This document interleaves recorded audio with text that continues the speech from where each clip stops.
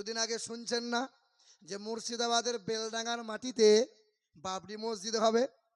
শুনছেন না আপনারা?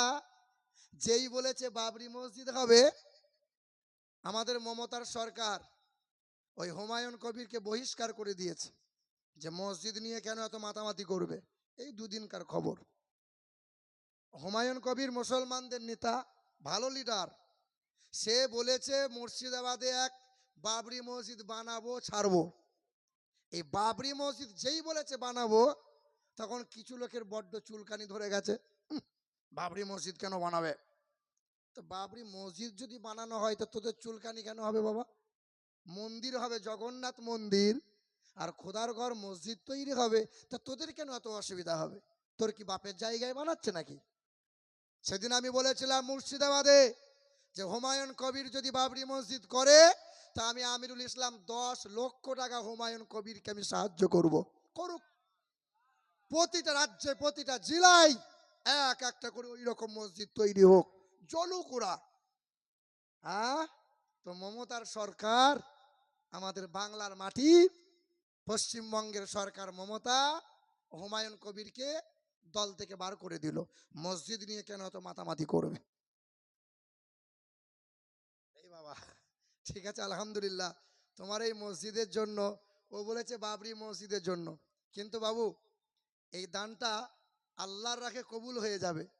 তোমার এই দানটা মাদ্রাসার নামে লিখছি, হ্যাঁ, ইনশাল্লাহ। নারে তাকবীর, নারে তাকবীর, নারে রিসালাত, ইয়া রাসূলুল্লাহ। মুসলমান বাবাজিরা, ভাইরা আমার। যুবক বলছে হুজুর বাবরি মসজিদের জন্য আমি দিলাম 1000। তো বাবরি মসজিদ তো মুর্শিদাবাদে হবে, কিন্তু আপনার গ্রামে যে মাদ্রাসা হবে, এই মাদ্রাসা দানের খাতায় নামটা উঠে গেল, কিন্তু স্বভাব পাবে কোনোদিন যদি বাবরি মসজিদ হয়, ইনশাল্লাহ এর সাদকা আল্লাহ তোমার আমল নামায় লিখে দেবে। সুবহানাল্লাহ। এ মুসলমান বাবাজিরা, ভাইরা আমার, এ সোনার টুকরো বন্ধুরা আমার, আমার আব্বা জান, ভাই জানেরা, চতুর্দিকে মুসলমানদের নামে বদনাম, মুসলমানদের নামে আঘাত, মুসলমানদের নামে এই যে সর্বপ্রথম আমাদের বাবরি মসজিদ ভাঙলো ওরা 1992 সালে।